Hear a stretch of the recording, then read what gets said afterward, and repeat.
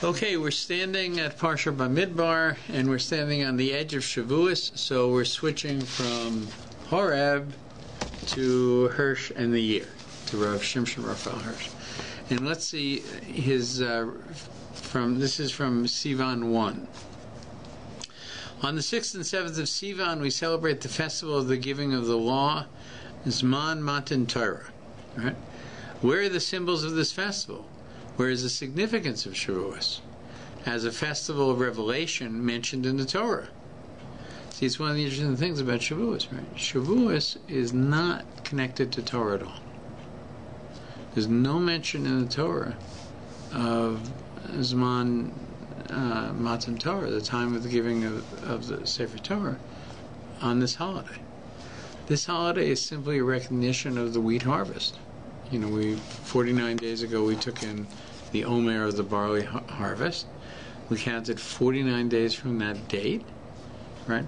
And now, in some ways, it's called the Atzeres, the end of Pesach, really. It comes with the bringing of the Shtei Lechem, the 2 loaves of wheat bread, to the temple. And that's really all that's mentioned. There's no mention of Matan Torah. So how does that come about, right? And it comes about in an interesting way, and I'll just for a moment mention is that God, when He gave us the Torah, seemed to have given us a great deal of restrictions. You can't eat this, you can't wear that, you must wear this, you must eat this, you can't do this activity on this day, you must do that activity on this day. Right? You know, if somebody were to give me a book of all those restrictions, I'm not sure that I would be thankful for it or celebrate it. After all, I can make those decisions myself. What do I need it for? So God said, I'm not going to give you a holiday for Matan Torah. But let's see if you really like what I gave you. So I am giving you a holiday that's a harvest festival. And interestingly enough, that harvest festival comes at the same date in which I gave Moshe Rabbeinu the Torah on Har Sinai, on the 6th of Sivan. It's just a calendar coincidence. That's really what it is. So the Jews noticed, wait a second, we're counting 49 days from the middle of Nisan to the 6th of Sivan in order to bring in the wheat harvest and to celebrate the wheat harvest. But there's something else. The most wonderful thing that we have, the thing that makes us who we are, that creates the Jewish world, is this gift of Matan Torah. Let's make this day a celebration of Matan Torah. Let's do that, right? And the Jews themselves turned Shavuot from a celebration of bringing in the wheat harvest to a celebration of the giving of the Torah. And the connection between both? Is there a connection between bringing in the harvest, the wheat, and the giving of the Torah? Yeah. Is it the separation of the wheat and the chaff? It's not the separation of the wheat and chaff. So you're onto something, right? It's a connection between a number of things. When 49 days ago, we were just finished the celebration of what? The physical freedom from Egypt. How did we celebrate it? We celebrated it with Passover, followed by the gathering of the Omer of what? Of barley, an animal feed. Barley is really an animal feed that people can eat too, right? But it is, of the 5 grains, one of the most crudest ones, right? Now we're going to go 49 days, right, to not just wheat, but the finest wheat. Finest wheat. Right? And what happens during those 49 days?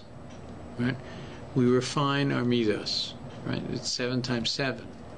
And each of those 7 days have 7 midos. And each of those weeks have a midah.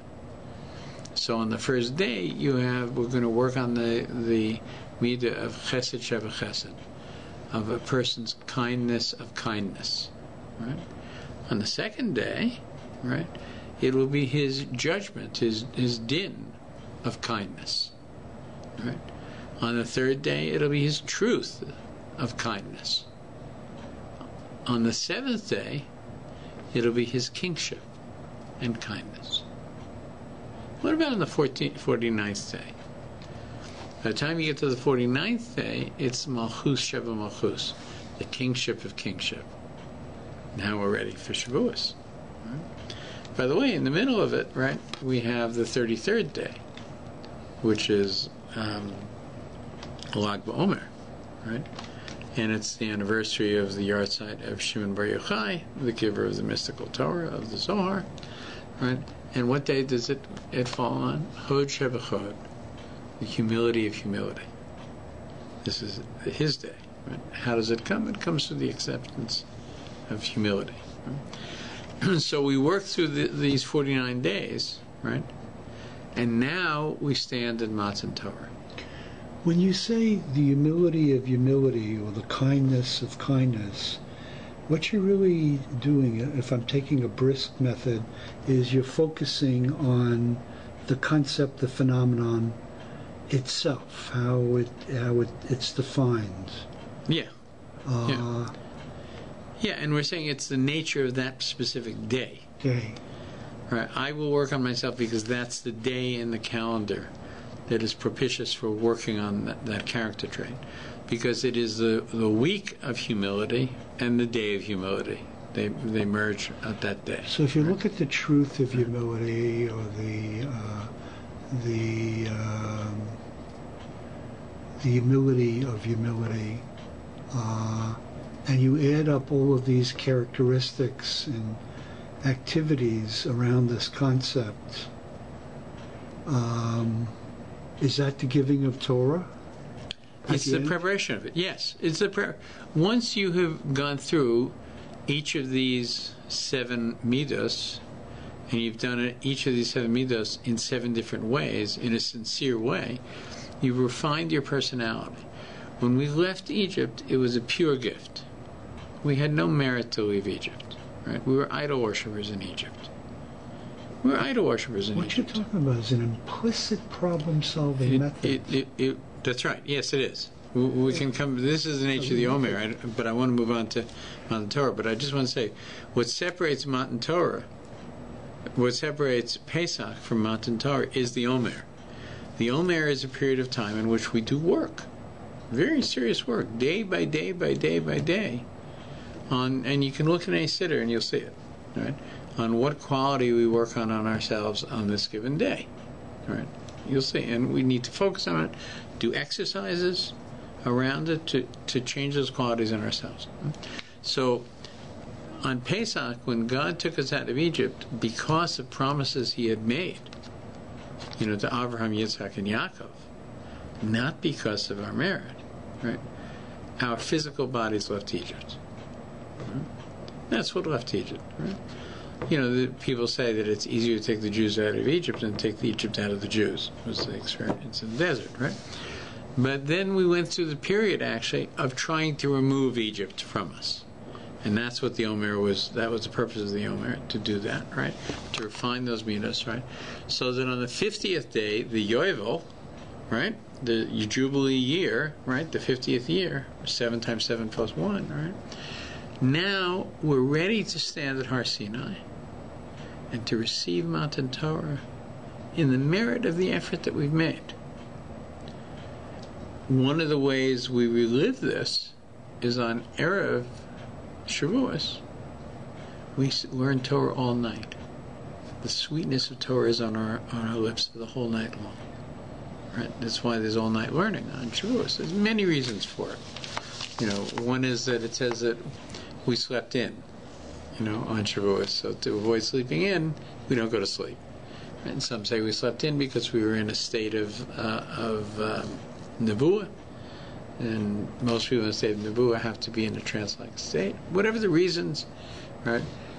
We don't sleep on Shavuos, on the first night of Shavuos, because we're in the sea of Torah and thankful to be there. Right? So that by the time we come to Shavuos, right, we now have gone through a process where what we get, we're going to get to keep because we've made it ours through an effort.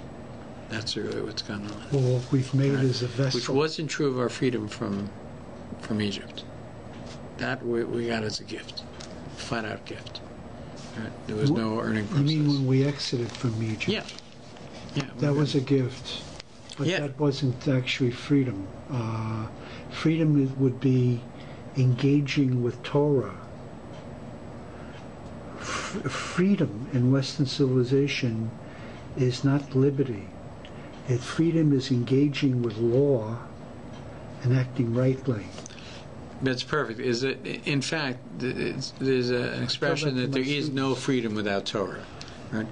Torah gives you the freedom to do the right thing, and the guidance to do the right thing, which is the greatest satisfaction a person can have. You know, at the end of the day, we do the wrong thing usually because we have an insatiable desire to do something that we have no understanding of why we're doing it, and we go ahead and do it. Right? Doing the right thing sometimes takes a lot of work. Doing the right thing sometimes it takes overcoming appetites. But once we do it, there's no better feeling at the end of it. Right? Engaging in Torah, and we should all do so. Right?